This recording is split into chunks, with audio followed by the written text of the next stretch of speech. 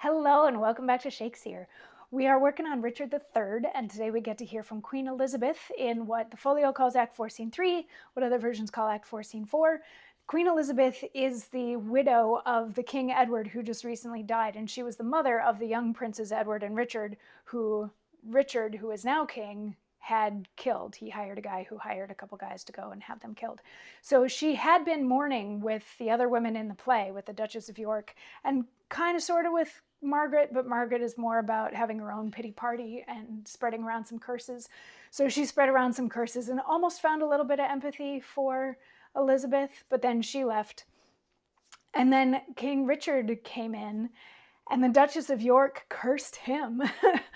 She was like, we're never going to see each other again, and I really hope that you die in this war that's coming up against Richmond, because Richmond would have been next in line to take the throne if the Lancasters were in power versus the Yorks, who are in power at this point. So she's like, my money is on him, and I hope that all of the ghosts of all the people that you killed in order to get to where you are now come back and haunt you and help him win this war, because you're the worst thing that has ever happened to this planet. And then she leaves. And Queen Elizabeth is like, if I was any good at cursing, I would expound on that, but I'm not. So I'm just going to say what she said.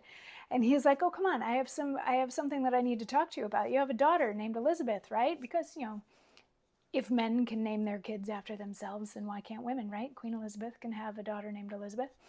And Queen Elizabeth is like, you're going to kill my daughter too? Like, you can't kill my daughter too. I will say that she's not my daughter, or that she's not of royal blood, so that she's not a threat to you. Like, I need to keep her safe. And he's like, no, it's her birthright that's keeping her safe. And that's kind of what I want to talk to you about.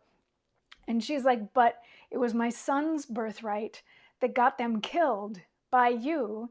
And Richard is like, what? You're talking like I killed my cousins or something like that. And she says, cousins indeed, and by their uncle cousined, of comfort, kingdom, kindred, freedom, life.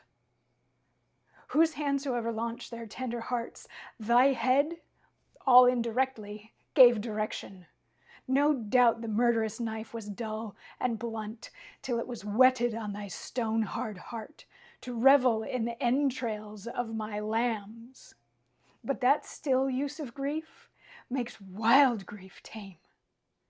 My tongue should to thy ears not name my boys, till that my nails were anchored in thine eyes, and I in such a desperate bay of death, like a poor bark of sails and tackling reft, rush all to pieces on thy rocky bosom. So she's not a fan of Richard. She was like, yeah, they were your relatives. They were your nephews, actually, and you cheated them out of everything, including their lives. And I don't care who actually stabbed them. You're the one that gave the order to do it. So you don't get to say my boys' names, and I'm not going to say my boys' names to you until such time as I have ripped your eyes out and or I've been blown to bits, kind of a thing. So she's angry, and rightfully so. And Richard is like, hang on a second. Like, this is good news that I have for your daughter. I want to make her queen. And Queen Elizabeth is like, queen to what king? And he's like, well, to me, of course, to the one that's making her queen. And Elizabeth is like, no, I don't want her to marry you. And she has a bit more to say on that whole situation. If you were a mother, would you want your daughter to be married to King Richard at this point, with all the things that he's done? Yeah, I wouldn't either.